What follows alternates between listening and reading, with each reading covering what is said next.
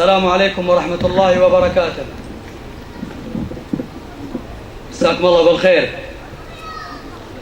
الحمد لله رب العالمين، والصلاة والسلام على أشرف الأنبياء والمرسلين سيدنا ونبينا محمد عليه أفضل الصلاة وأتم التسليم.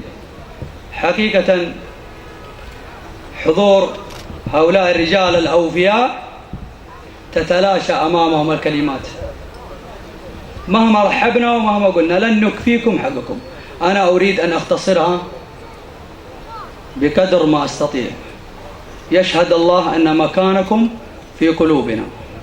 الله يحييكم فردا فردا، شرفتونا وبيض الله وجهكم على الحضور، وألف ألف ألف مليون شكر لمن حضر والعذر لمن اعتذر، والسلام عليكم ورحمة الله وبركاته.